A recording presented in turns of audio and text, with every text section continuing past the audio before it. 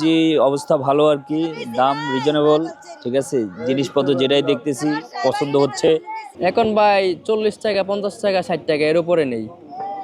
হাতের নাগালে আছে, আমরা মানে মোটামুটি স্বস্তির পাইতেছি বাজার করে আর কি। এই বেশিরভাগ সব সবজির দাম এখন সীমিত আকার আছে সবটি।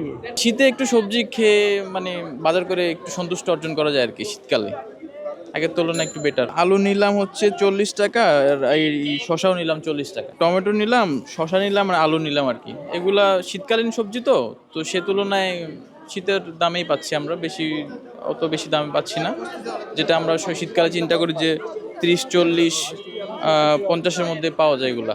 অন্ত বর্তমানে তাও একটু খাইতে পারে, আগে তো আরো বেশি দাম আছিল। অন্ত বর্তমানে সীমিত আছে, আগে তো না গেলে বাহিরে আছিল।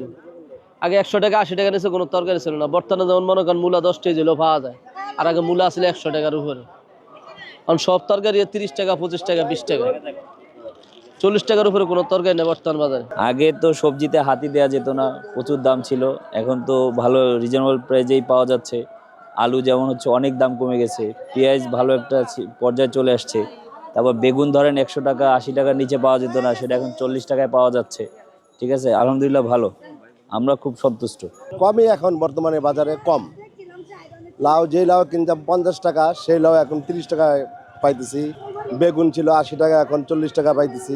আগে তো 80 থেকে 100 টাকা ছিল আলু, 120 টাকাও ছিল, আর বেগুনগুলোও 80-90 ছিল।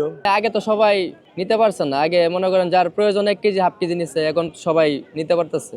এখন দাম অনেকটা নিয়ন্ত্রণে আসছে। আগে ছিল ফার্স্টে যে সময় বের হয়েছিল তখন 130, 20, 150 পর্যন্ত ছিল, এখন কমতেছে। এখন শীতল দামটা এখন শীতল অনেক।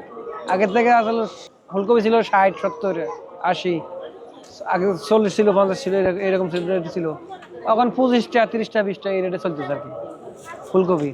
ওডিও মনে করেন 60, 70 টাকা ছিল সব দামে। আগে কেজিতে মনে করেন অর্ধেক কমে গেছে গা।